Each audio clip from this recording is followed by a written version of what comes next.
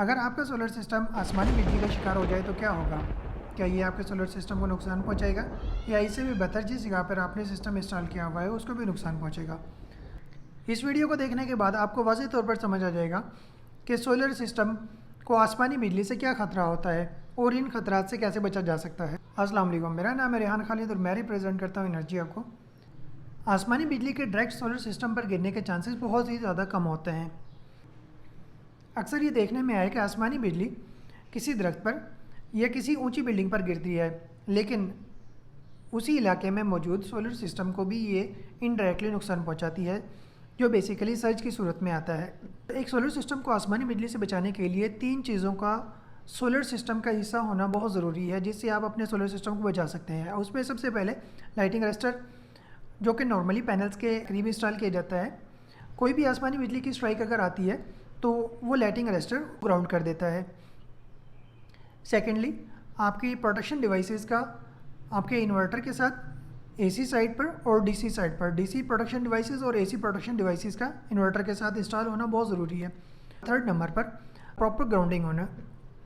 Lighting arrester के लिए एक सेपरेट बोर हो और आपके डीसी सिस्टम के लिए जिसमें पैनल्स हैं, आपका स्ट्रक्चर है, आपकी डीसी एसपीडीज़ हैं, उसके लिए एक अलग बोर हो। आपकी एसी साइड के लिए इन्वर्टर की अर्थिंग होगी, इन्वर्टर एसी एसपीडी की अर्थिंग के लिए एक सेपरेट बोर हो। इन 3 बोरों का होना सिर्फ ज़रूरी नहीं है, इसके साथ इनकी प्रॉपर वैल्यूज़ का भी होना ज़रूरी है।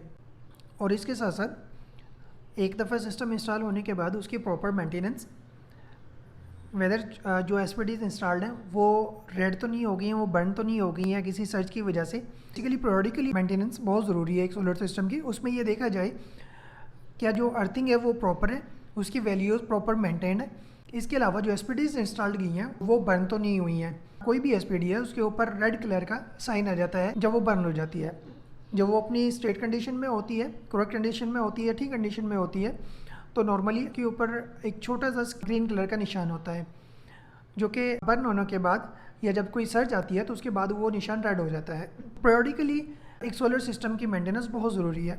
अगर आप भी अपने सिस्टम को आसमानी बिजली से या सर्च से बचाना चाहते हैं तो उसके लिए एक अच्छी कंपनी का इंतखाब बहुत ज़रूरी है, जो एटलीस्ट आपको 1 ईयर की operation and maintenance free of cost दे, जिससे आपके सिस्टम को पीरियडिकली चेक एंड बैलेंस किया जा सके।